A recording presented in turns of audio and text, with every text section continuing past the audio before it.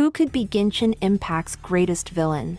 Today's theory is about Canria's alchemist, Rhinedottir. Those who have played the game should have a rather vague idea about her. Within the Hexen Circle, we learn about R, a possible initial for Rhinedottir within the lore, though there are definitely more sources that allude to them both being the same person. Whether it be Albedo noting about her and the art of Chemia, and her creating various Abyss-related monsters, Rhinedottir is well into infamy.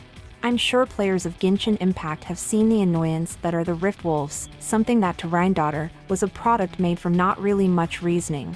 On top of that, Rhinedottir has another nickname of Gold, hence the Golden Wolf Lord being named as is, which by the way was created unintentionally. Moving on to other creations, Rhinedottir also had massive creations under her belt, and Durin and Alina's are definitely the most important ones.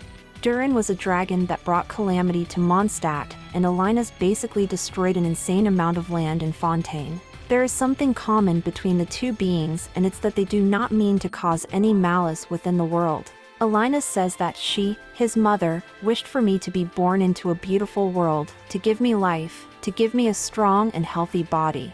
The mother in question would be Rhinedottir, who also created Durin. Both Durin and Alina's can be seen on the map. In fact, a portion of Fontaine is literally called Alina's. It's quite reasonable to say that it was pretty much that whole island size. That's how big of a project Rhinedottir had and how much she could actually create. Hell, even Pierrot notes that if his intellect does not match that of the wise scholar, does not win the favor of Ermin, then he will be a harbinger. Regarding the wise scholar he mentions, we theorize that the scholar is probably Rhinedottir because that kind of status means having highest honor to even advising the king, Ermin, and there's really no record that points this exact person being none other than Rhinedottir. What can be drawn is that Pierrot was pretty much cast aside due to Rhinedottir just being a more prominent figure with the king, therefore making Pierrot leave the Canrian court and create the Fatui with the Tsaritsa. It's time to end tonight's foolish theatrics. Right now, you have no captive audience. Let every worthy sacrifice be carved in ice. With this nation, endure for all time. In the name of Her Majesty the Tsaritsa, we will seize authority from the gods. This can be corroborated with the records showing that while Canrians fought against monsters for the nation's safety, they too had inner conflicts within themselves. There were those who followed the Abyss and those who denied it. The Rift Wolves that Rhinedottir carelessly created almost brought calamity to Inazuma. A huge inflow of the wolves were about to wreak havoc all over Inazuma, until the Raiden Shogun was able to produce a huge holy tree to fend them off, but unfortunately with the sacrifice of so many soldiers of Inazuma. Also, the ruined serpent of the chasm emerging also came at a heavy cost to fend it down. Contrary to all that, Durin and Alina's were much more unfortunate circumstances, as they brought so much damage to Mondstadt and Fontaine. When we look into Durin's story, there's a nuance that Durin just wanted to travel to Mondstadt. They wanted to just fly over Mondstadt, but due to the festering vapors Durin emitted, people of Mondstadt couldn't live, so they had to kill them. Even for Alina's, he didn't actually attack Fontaine. Alina's simply wanted to hang out with Fontainians, but didn't realize how strong he was and resulted in countless deaths. Realizing his own power, he eventually decided to relent and accept being hunted down by Fontainians for the sake of their own safety. So evidence-wise, Durin and Alina's are technically dangerous by existence, but inherently not of malice at all. With all the lore shown up in Fontaine, and piecing together all the evidence, 3 out of the 7 Archons were tangled up with Canria's disasters and eventually met their deaths. This is how dangerous the calamity of Canria truly was and how much they have already impacted Teyvat. During the Narcissan Croix Ordo quest, if you have played the second part of the quest, we can confirm all this is true with all the information gathered from the consciousness.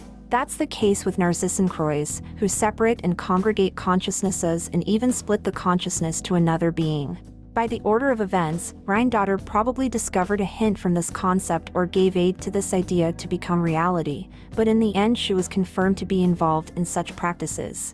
From all this information gained, Rhinedottir then makes an existence from pure chalk, which would later become Albedo. We don't know the precise details, but he was born after Canria's fall. To close the gap of vagueness, a good order of events is Rhinedottir creating Durin and Alinas, then the Rift Wolves. Then she went to Fontaine and came back to create Albedo. To make the matters even more confusing, we learn that there's not even one Albedo but multiple. This means that making a pure chalk wasn't a single try, but many different experimentations. Another event shown in version 2.3 teaches us that Rhinedottir is a part of the Hexenzirkel. This very group actually wanted to challenge Barbados once, and pretty much did some quality pranking here and there. Ever heard of the Hexenzirkel?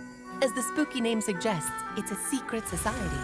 Once upon a time, it even challenged the Animo Archon himself. But he replied, "Let us make music, not war, and resolve our conflicts through song." I'm raising a son.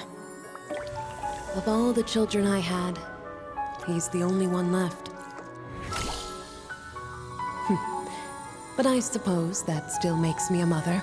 Rhinedottir then gave Albedo to Alice's care after finding an artifact called Nibiria's Heart. We don't know what happened after that until her name was mentioned by Skirk, surprisingly. Skirk mentions that her master is acquainted with Rhinedottir and both are somewhat a stickler for a form of perfection. Have you heard of the name The Foul? The Foul?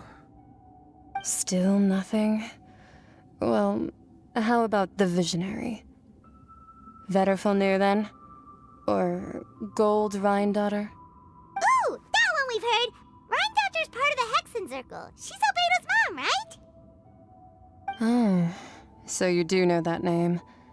To be honest, I also heard all of those names and titles from my master. I don't actually know them either. But I suppose you understand now, yes? My master is likely a similar sort to Rhinedottir. They are both pursuing some form of perfection. From that information, while we do not know what Rhinedottir is truly doing, but we can assume that she's off to find another form of pure perfection. A good guess could be something even more perfect than human. After all, Albedo is the purest form that she had created up until now, from chalk. So a creation that one UPS this would be. A god maybe, or something even greater. From the escalating stages of creation that Rhinedottir makes and what alchemy is, the final goal of any alchemist ends up being the Philosopher's Stone.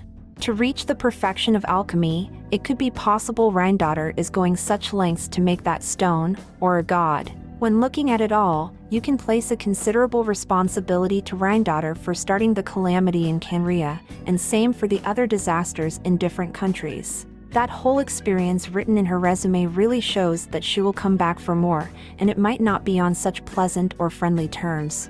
What do you all think of these theories? Let us all know in the comments down below. Thank you all so much for watching. If you enjoyed this video, please remember to drop a like and hit that subscribe button. And I'll see you all next time.